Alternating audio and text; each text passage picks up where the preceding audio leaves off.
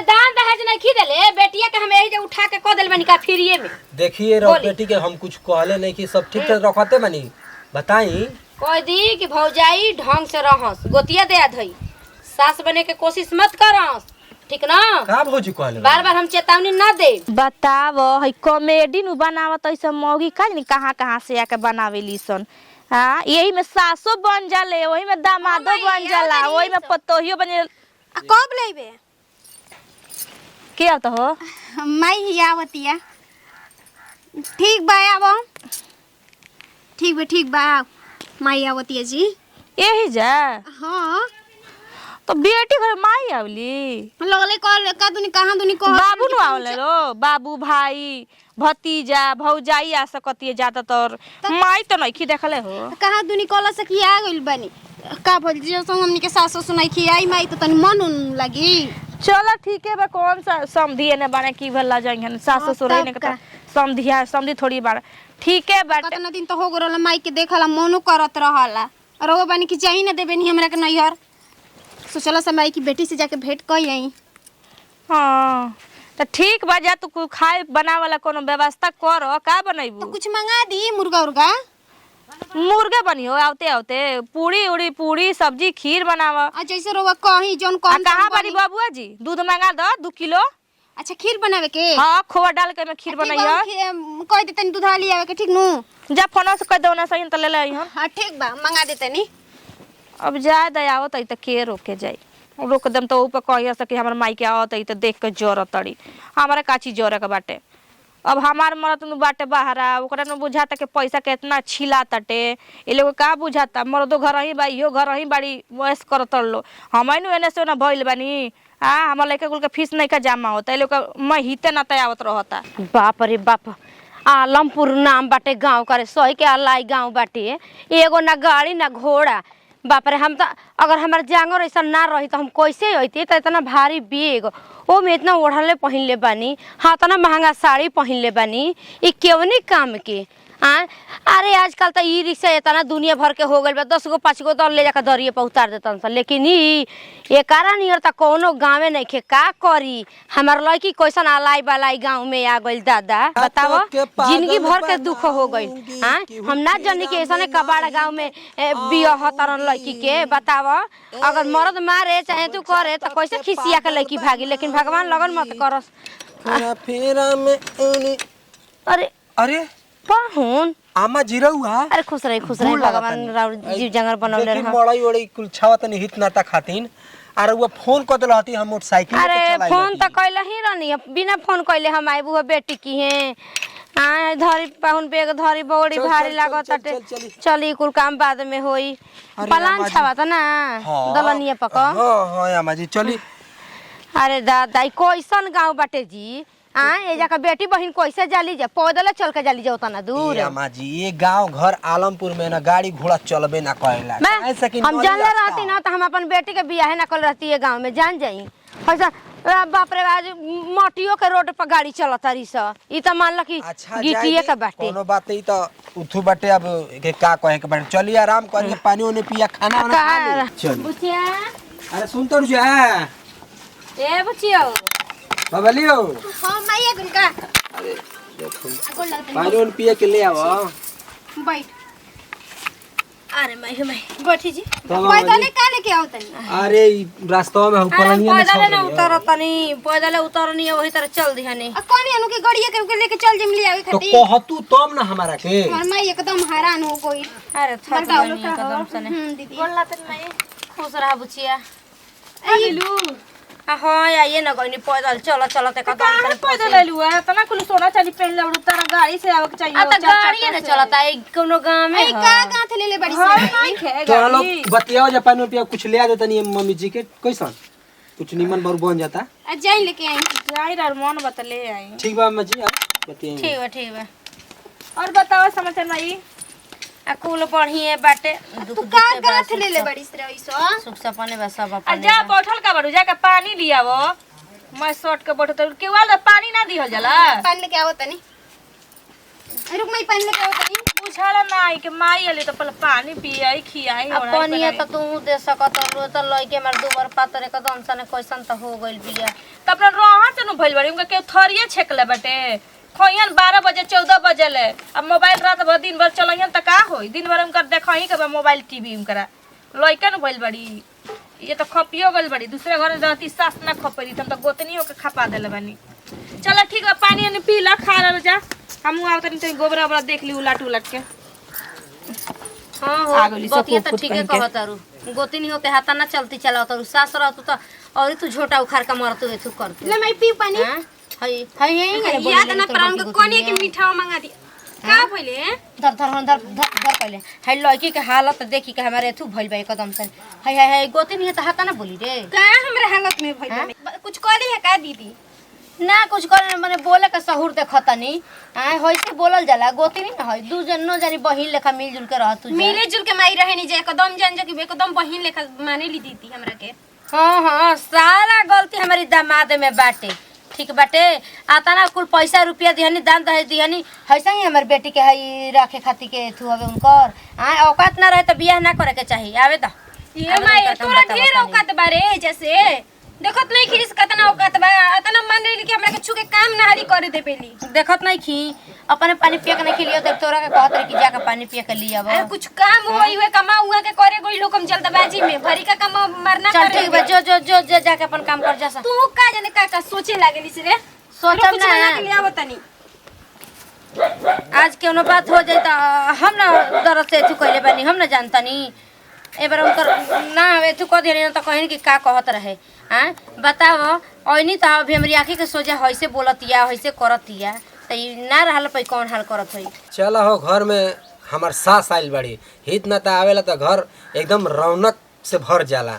कोनो बात नहीं के अपन घर परिवार कहां करनी है जी पाहू अरे कहां करनी है बताई ना अबे आइने गोठाई चटी से गोठाई चटी जाई या चाहे नगरा चटी जाई ठीक ना वैसे हमरा एतु नहीं के का हम भइल चारों बा? से खोज के आवतनी या है जे बैठल बनी ना हमरा खाना निकलाता ना पानी निकलाता केहू रउआ कुछ कह देला मने दान दहेज नहीं खी देले बेटिया के हम यही जे उठा के क देल बनी का फ्रीए में देखिए रो बोली। बेटी के हम कुछ कहले नहीं कि सब ठीक से रखते बनी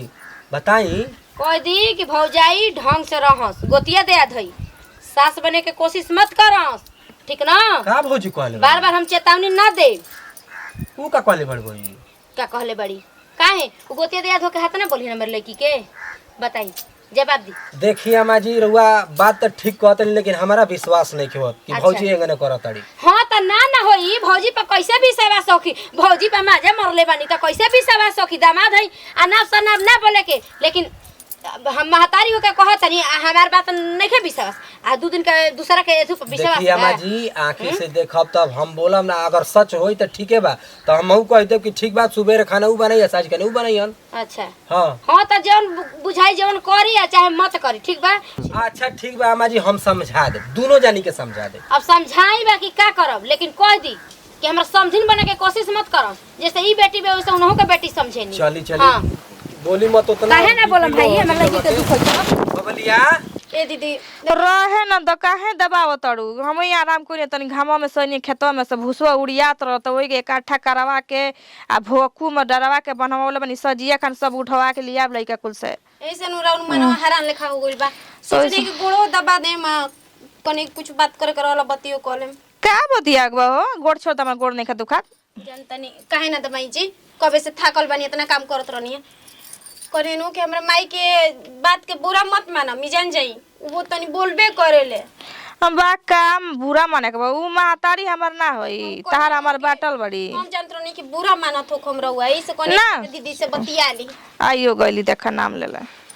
माई काहे माई काहे न मन टिकवा नथिया उतार तड़ हो तारा भारी नहीं खा लागत तना गर्मी बाटे के चीज ना उतारे नहीं हो कुछ ओ त रोज मन टिका नथिया पेन के घुमला हो जय दीदी दे माई तोर गोड़ा दबा दी आउ ना न त हम सुत तो का हमर गोरदा बाबू मतलब दे आदे बाड़ी चाहे सास चाहे दे आदि आखिर उहे न बाड़ी आखिर उ का में हम त का में आइम ना ओ ऐसे काहे बोलत तारी सब दे दे न दबाई तो खिसियाइल बड़ू का हो मन खिसिया गल बड़ी से अपने बेटिए से खिसिया तारी से का हो गइल खाए के ना कुछ मिलल पकौड़ी मंगा दी बाजारी से ब्रेड वाला हां दीदी अभी मंगा दे आ का खइबू प्यार से रहेगा चाहिए दोनों गोतनी में जब प्यार बा तो दुनिया के तो हमने में प्यार जितना बा ना उतना केहू में ना हो ये मैं छाती फाटेला गोतिया दियात के देख कितना कुल में प्यार बा ओसे में गोतिया दे कभी आवेला काम में कभी अइबो ना करेला। हाँ और ऐसन हमनी के नहीं खे। भगवान करे दुश्मनों के नजर ना लगो हमनी घर पर। हित त हित ह, अब ना जानी कोनो के हुआ वसो।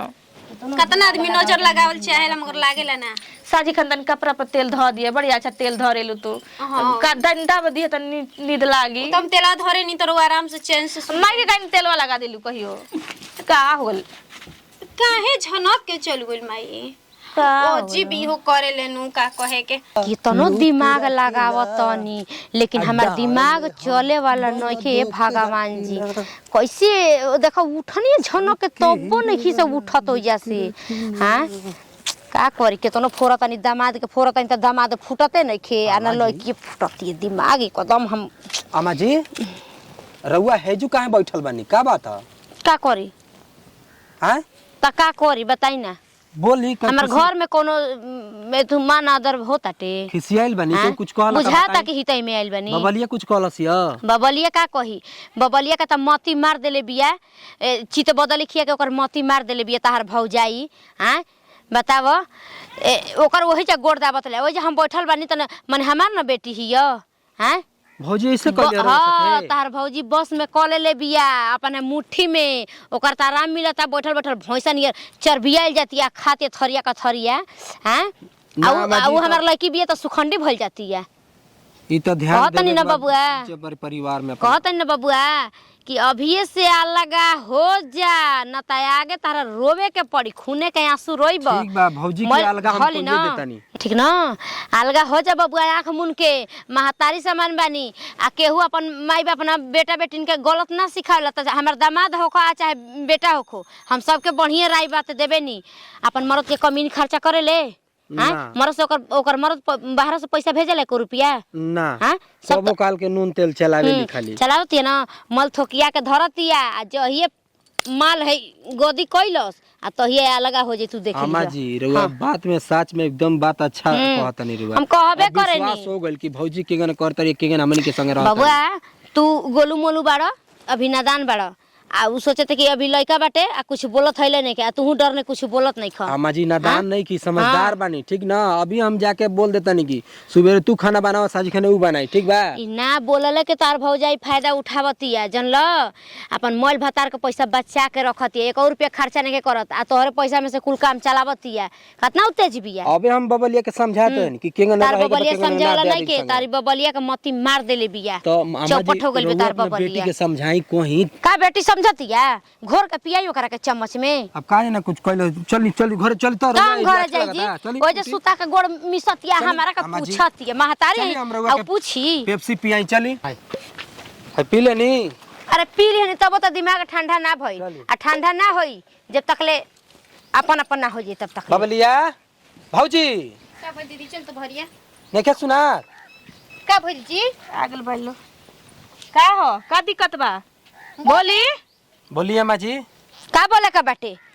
बोल दी कि अपन अपन बनावे खाए का बाटे मोती तो मार देले बड़ी। मने काहे अपन अपन बना के खाए के बाटे। ए भौजी सुनो सुबेरे तू बनाओ साजी खाने हमारा मेहरारू बनाई मनु ठीक है ना। काहे का दिक्कत बा तो बाहर के अपन मेहरारू से करवाई कोनो गोबर दिक्कत गोथार नहीं काई छे। घास ओ स्कूल कटवाई। काहे चित बदल खिया के मोती मार के गोड़ मिसावा बतारू हाथ मिसावा बतारू आ सारा काम ऊ करतिया आ तू केवनी का में अपन जंगार लगैबू हो। काहे करत हो जब तार माई के इतना दिक्कत बा तो देख माई अपन मुंह बंद करके रख ठीक नु हतरे रब बोलक जाला। ए अरे और मोती भराइल बा माई कैसे बोलल जाला अपना माई के मनी ले जा बचपन से पसैनी पलानी यही घर के एथी करतनी हम फुरतनी गोलू मोलू बच्चा नहीं खी अपन घर अपनी बर्बाद करे लगनी। हां बच्चा ने गोछ बैठ के खात नहीं और भाई खिया विदेश से पैसा इकतना हाय हाय इकतना है बोलतिया। बैठ के ए खा भौजी जबान तो ढेर लड़ता ठीक ना। मैं खर्चा हम चलावतनी खाली ठीक कौन काम करे अपन मर्द का पैसा बचा के धर तरू खेती-बाड़ी ना करी ना। बोल हमर दामाद का पैसा खर्चा कर तरू। अरे माई तो चुप रहता तो ले जा सुनी जी। और क्या जितना कमात ना देखत कितना एक दिन 1 महीना खर्चा उठा के देखा दस्तन जान जाई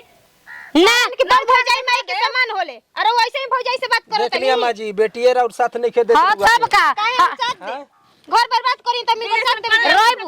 रोइबू खून के आंसू रोइबू। हम ना हमका बुरा नहीं कहले तब न नहीं कहत। अरे जान ना गोतिया ना आज लेके ओके भइल नहीं के ना हो या खून के आंसू रोइबी। देख माई चुप रहो ज्यादा मत बोल ठीक नु अरे? ते जो हमर घर मत बर्बाद कर घर बर्बाद करे जाइल बड़ी सब जौन बड़ी यहाँ के ही बनी ठीक नु गोतनी बहिन सास ससुर सब तो कुछ ठीक बा हमार बैग लिए पहले अम्मा जी बैग लिए